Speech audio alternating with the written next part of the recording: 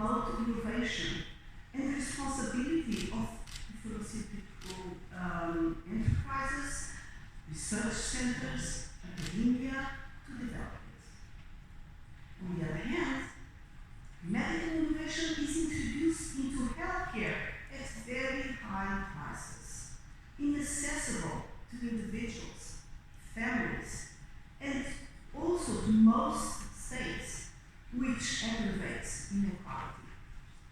Only few have access to innovation, despite the UNESCO Universal Declaration on Bioethics in its Article 15 that states that benefits resulting from any scientific research and its applications should be shared with society as a whole and within the international community, in particular with developing countries.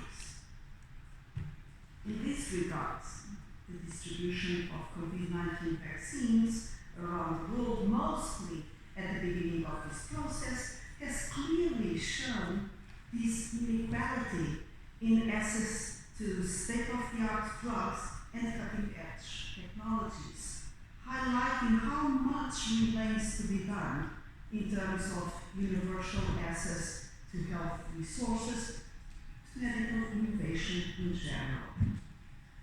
We know that the price of medical innovation tends to fall over time.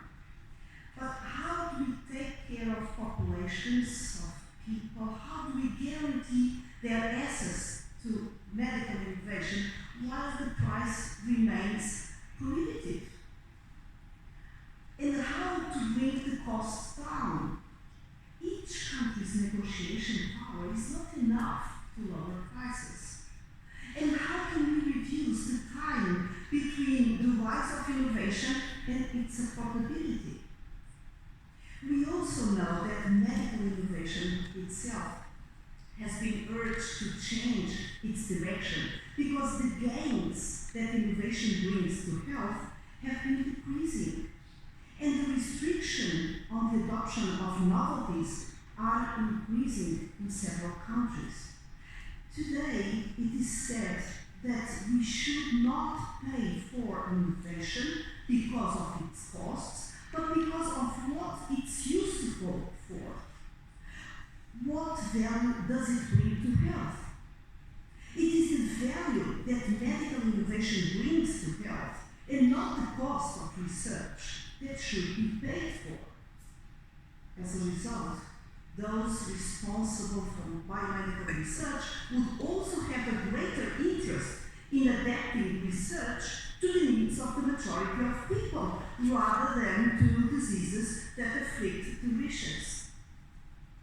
This attitude may reduce the pressure on health services, which is good, but will not still guarantee accessibility for all those people who could benefit from medical innovation, especially the poorest and those furthest away from their production centers, which is dead.